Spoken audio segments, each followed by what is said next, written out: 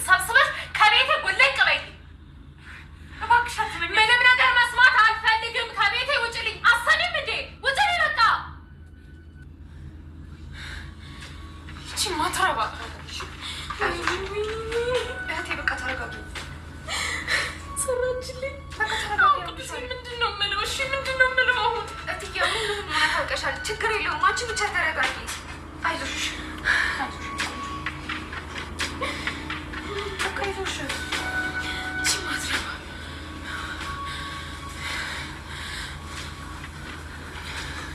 ሄሉዬ፣ እነሱ የሚናገሩትን አትስሚ።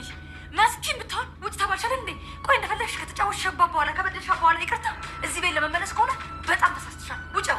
እኔና አንቺ በምንገናኝበት እንገናኝ። ድምፅሽን መስማት አልፈልግም። አክስቴ ብዬ ባቀረብኩሽ እኔ መጫወቻ ታደርጊኛለሽ? አይደለም ሄሉዬ፣ ዝም በይ በቃ። ከዚህ በላይ ምንም ነገር መስማት አልፈልግም። ለአንቺ ብዬ የጓሁን ባሬ ማስቀየሜ አንቺ በጣም የፋሲካ እውነት ሄሉ ከደረሰችበት በኋላ አይንሽን ላፈር ብላታለች። ከቤት መውጣት አለብሽ አሁን ላይ አንቺን አክስቴ ማለቴ በጣም ይቆጨኛል ብላታለች።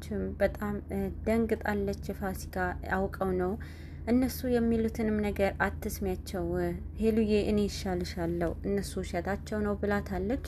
በዚህን ሰዓት ምንም ነገር መናገር አትችይም፣ ከቤቴ ውልቅ በይልኝ ብላታለች። ፋሲካ በጣም ውስጧ በክፋት ከመሞላቱ በላይ ውሸታቸው ነው በማለት ሁሉም ነገር ትክክል እንዳልሆነ ለመናገር ሞክራለች። በዚህ መሀል ግን መስኪ አሁን ላይ መስኪ የራሷ የምትፈልገው ነገር ለማድረግ ሁሉንም እውነት የፋሲካ ውሸት አጋልጣለች ማለት ነው። እስካሁን ድረስ ፋሲካ ሁሉንም ነገር አብረን እንካፈላለን ብላታን ነበርና ፋሲካ ይሄንን ነገር አይሆንም፣ እኔ ካንቺ ጋር ምንም አልካፈልምና አንቺን በራስሽ መንገድ ሂጂ፣ እኔም በራሴ መንገድ ካለቻት ጊዜ ጀምሮ መስኪ በተቃራኒ መጓዙን ጀምራለች። መስኪ ለብዙ ጊዜ ለፋሲካ ለምናት ነበረ፣ እኔ ይህንን ነገር እንተባበር፣ ግማሹ ለእኔ ትሰጭኛለሽ፣ አለበለዚያ ለአንቺ ክፉ ይሆናል ብላት ነበረ። በዚህን ሰዓት ግን ፋሲካ አሻፈረኝ ብላት ነበረ። ሁሉም ነገር ከሳምሪ ጋር በመሆንና ሳምሪም እውነቱ መስኪ ለማሳየት ሞክራ ነበረ። ይህንን እውነት ካላመንሽኝም ሳምሪንም ጠይቃት ካለቻት በኋላ ሁሉንም እውነት አፍረጥጥዋለች። በዚህን ሰዓት ሄለን በጣም ክፉኛ ነበረ ስትቆጣት የነበረችው። ፋሲካም ከቤት አባራታለች። ፋሲካ ከመውጣቷ በፊት እኔን ይሻልሻለሁ፣ ከኔ ይሄ ነገር አላደርግብሽም ሄሉ ይቆጭሻል ብላት ነበረ። እኔ ካሁን በኋላ አንቺ ማወቂ ራሱ እየጸጸተኝ ነው በማለት ነበረ። ሄለንም የተናገረቻት ግን ስትወጣ ዝታባቸው ነበረ። ሁልሽንም አገኝሻለሁ፣ አንድ በአንድ ዋጋ አስከፍላችኋለሁ ብላ በጣም አጥቁራ ስታያቸው ነበረ። በተለይ ደግሞ ሳምሪ ላይ በጣም አይኗ ተክላ ነበረ ፋሲካ ማለት ነው።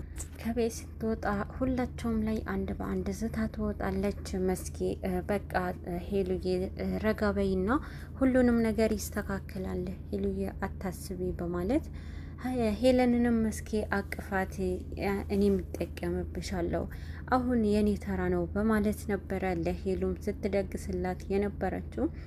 ፋሲካ መንገዷ ላይ ከገባች በኋላ መስኪም የተጨናገፈባትንም ነገር ለማሳካት አሁን ላይ መንገዱን ጀምራለች ማለት ነው።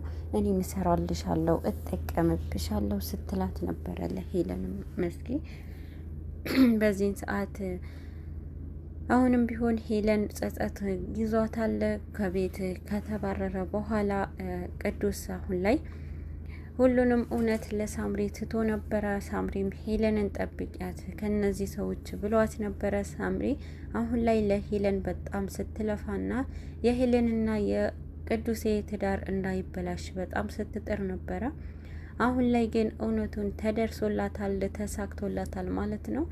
ሄለን አሁን ላይ ቅዱስን የፋሲካ እውነት ካወቀች በኋላ ውሸቱንም ሲጋለጥ ቅዱስንም አሁን ምንድነው ማደርገው? ምንድነው ሆነው? አሁን ቅዱስ ይህንን ሁሉ አስከፍቼዋለሁ፣ እንዴት አድርጎ ነው ይቅርታ የሚያደርግልኝ? እንዴትስ ብዬ ነው አይኑ ማየው ብላ በጣም በውስጧ ተጨንቃ ነበረ። በዚህ ሰዓት ሳምሪም አንቺ ምንም አታስቢ፣ ሁሉም ነገር ይስተካከላል፣ ደግሞ ጋሼ ይረዳሻል በማለት ነበረ ስታረጋጋት የቆየችው። በዚህ ሰዓት በጣም ትልቅ አስተዋጽኦ አድርጋ ነበረ ሳምሪ። ሄለንም ሳምሪን በማመንና እሺ ግን ቁጭ በይ እንመካከር ስትላት ነበረ። ሳምሪም ሌላ የሆነ እቅድ ስታመጣላት ነበረ። አሁን ላይ ቅዱስ እቤት ለመመለስ አስቦ ነበረ። ግን ደግሞ አሁን ላይ እውነቱ ከደረሰችበት እራሷ ትፈልገኝ እንጂ እሷ ናት ያባረረችኝ፣ እሷ ትፈልገኝ፣ ትደውልልኝ፣ ያለውበት ትምጣና ታናግረኝ ሲል ነበረ። በዚህን ሰዓት ግን ቅዱስንም ወደ ቤት ላለመመለስ ወስኖ ነበረ። ሄለንም በጣም በጭንቀት ውስጥ በሆነችበት ሰዓት ሳምሪንም ስታማክራት ነበርና ሳምሪ አሁን ምን ላድርግ? እንዴት ነው የቅዱሴ አይን ማየት የምችለው? እንዴትስ አድርጌ ወደ ቤት እመልሰዋለሁ? በማለት አማክራታለች። በዚህ ሰዓት የሳምሪ ምክሯ የነበረው እንታገስ፣ እሱ መቼም ባንቺ ተስፋ አይቆርጥም፣ ጋሼን ምን ያህል እንደሚወድሽ ታውቂያለሽ፣ በሁለታችሁ መሀል ያለው ፍቅር እንዲህ የሚበተን አይደለም ብላ ስታረጋጋት ነበረ። ምን ማድረግ እንዳለባቸውም ሲመካከሩ ከቆዩ በኋላ ለምን ሄደን ያለበትንም አንፈልገውም፣ ስልክም ደውይለት ስትላት ነበረ እና ሳምሪ ሄለንም ሳምሪ ባማከረቻትንም መሰረት ወደ ቅዱስ ስልክ ትደውላለች። ቅዱስ ደግሞ ስልኩም አይሰራም ነበረ። በዚህን ሰዓት በቃ አማራጫችን ሄደን ያለበት ሁሉ እንፈልገው ብላት ነበረ ሳምሪ። ሳምሪም ይሄ ባለቻት ሰዓት ሁለቱም ተነስተው ለመፈለግ ወጥተዋል። አሁን ላይ ቅዱስና ፋሲካ ተገጣጥመዋል ማለት ነው። ቅዱስ ፋሲካ ከቤቱ ሄሎን እንዳባረረቻት ከቅዱሴ ጋር ተገናኝታለች ማለት ነው። በዚህን ጊዜ እንደተባረርሽ ተስፋ አድርጋለሁ፣ እውነቱ ሄለን አውቃለች ብሎ እያበሳጫት ነበረ። በዚህ ሰዓት አትደሳሰቱ፣ እኔ መቼም ቢሆን ከአይናችሁ ስር አልጠፋም፣ ገና እኔ ሁሌም አለሁኝ፣ አብሬያችሁ ነኝ፣ ህይወታችሁ ሲኦል አድርገዋለሁ ብላ ስትዝትበት ነበርና በዚህ መሀል የቻልሽውን ማድረግ ትችያለሽ፣ እንደፈለግሽ አድርጊ ብለዋታል። ታያለክ፣ አልተዋችሁም፣ መቼም የሁለታችሁም ማትዳር ሳልበጠብጥ እያለች ድጋሚ ከስህተቷ ለመማር ሳትፈልግ እንደምትበትናቸው ስትናገር ነበረ። ቅዱስ በዚህን ሰዓት የቻልሽውን ሞክሪ ብሎ ትቷት አልፏል ማለት ነው። ግን ደግሞ መስኪ አሁን ላይ ከካልብ ጋር በመንገዳቸው ተገናኝተዋል። ካልብና መስኪ አሁን ላይ ካልብ እንደ ሁሌውም ምንም እሷ እንደተባረረችም አላወቀም ነበረ። አሁን ላይ እኔ እናንተ ነን ያለነው፣ ሁለታችን መመካከር አለብን ብለዋለች። በዚህን ጊዜ አክስቴ መርጠህ ነበረ፣ ፋሲካ ግን አሁን ላይ ላንተ ጥቅም የላትም፣ እኔ ነኝ ጥቅም የምሰጥክ ብለዋለች። እሱ ደግሞ አንቺ ደግሞ ምን ልትጠቅሚኝ ትችያለሽ? አንቺ እኮ ምንም ፍጥነት የለሽም፣ ፋሲካ ግን በጣም ነው የምትሰራልኝ፣ ትጠቅመኛለች ብሎ ለመስኪ ነግሯት ነበረ። መስኪም ፋሲካ ካሁን በኋላ ምንም ላንተ የምትሰጥህም የምታደርግልህም ነገር የለም ብለዋለች። ሲመስለኝ ፋሲካ እውነቱን ተደርሶባታልና ስለዚህ ብሎ ነበረ የነገራት። አሁን ላይ በዚህን ጊዜ መስኪ አንድ ሀሳብ አምጥታለች ማለት ነው ለካልብ። ሳምሪና ሄለን ፍለጋቸው ቀጥለዋል። በጣም ደክመዋል። ሳምሪ እና ሄለን ያልፈለጉበት ቦታ አልነበረም። ቅዱሴም እየወጡ እየወረዱ ነበርና በጣም ደክሟቸው በሚቀመጡበት የተባለው ቦታ ሁሉ ሲፈልጉት ነበረ። ግን ደግሞ ቅዱስ እቤት ውስጥ እዛ የሚፈልጉትም ቦታ አልነበረም። ቅዱስ ባለማግኘታቸው በጣም ደክሟቸው እረፍት እናድርግ ብለው ወደ ቤት ተመልሰዋል ማለት ነው። መስኪና ካልብ አሁን ላይ ሌላ አዲስ ስምምነት ማድረግ አለብን፣ እኔ እናንተ በጣም በጥሩ ሁኔታ እንስማማለን፣ ካሁን በኋላ እኔ ካንተ ብዙ ነገር የምፈልገዋለኝ አንተም ከኔ በማለት ነበረ መስኪም ያማከረችው። አንቺ ደግሞ ምን ልታገኝ ትችያለሽ? አንቺ ምን ልታደርግልኝ ትችያለሽ ከዚህ በኋላ ብለዋታል። አሁን ላይ እሷን መልሷ የነበረው እኔ ጥሩ ነገር እናድርግ ነው እያልኩ ያለሁት፣ ስለዚህ አንተ ሄለንን የምትፈልጋት ከሆነ ብለው ነበረ። ሄለንን በራሴ መንገድ አገኛታለሁ ብለዋት ነበረ።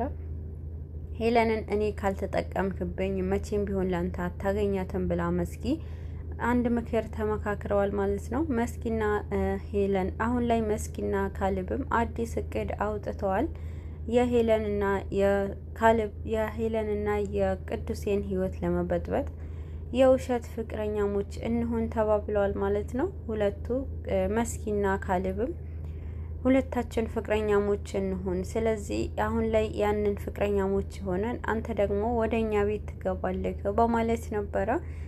አሁን ላይ ቅዱስ ሄለንና ቅዱስን ለማለያየት የውሸት ፍቅረኛሞች ሆነዋል ማለት ነው። ካሌብና መስኪ ይህ ነገር አልተስማማችም ነበረ። መስኪ የውሸት ፍቅረኛሞች መሆኑን ከቅዱሴ ላይ ሌላ ነገር ያስብብኛል ብላለች። መስኪ አሁንም በቅዱስ ላይ ተስፋ አልቆረጠችም እና ካሌብ ይሄንን አማራጭ ካመጣላት በኋላ ይሄ ነገር በጭራሽ አይሆንም ብሏታል። ግን ደግሞ ካሌብ ይህንን አማራጭ መጠቀም አለብን፣ እኔ አንቺ ወደዛ ቤት እንድገባ አንቺ የኔ ፍቅረኛ መሆን አለብሽ፣ ስለዚህ አንቺን የማገኝ መስዬ ሁሌም ወደ አንቺ እመጣለሁ፣ ስለዚህ አንቺ ቤት እኔ ቅዱስ ቤት ከገባሁኝ ማለት ሁሉም ነገር ይሳካልናል ነው ብሎ ተናግሯታል።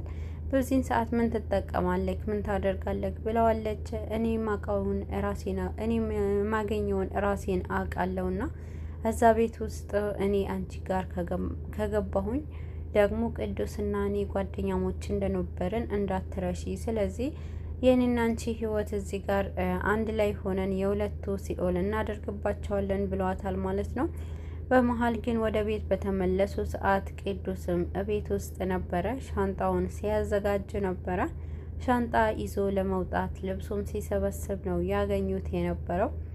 በዚህን ሰዓት ሄሉም በጣም እየለመነችውና ቅዱሴ ይቅርታ አድርግልኝ፣ አንተን ማመን ነበረብኝ፣ እኔ እንደዚህ መቼ ይሆናል ብዬ አስቤያለሁ ብለዋለች።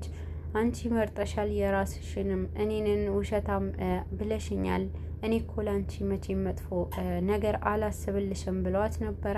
በዚህን ሰዓት ቅዱስ ከልብህ ይቅር በለኝ በማለት ነበረ የተናገረችው። ቅዱስም እንዳልተቀየማትና መቼም ደግሞ እንደማይቀየማት እውነቱን ነግሯት ነበረ ከሄለንም ጋር የተስማሙት።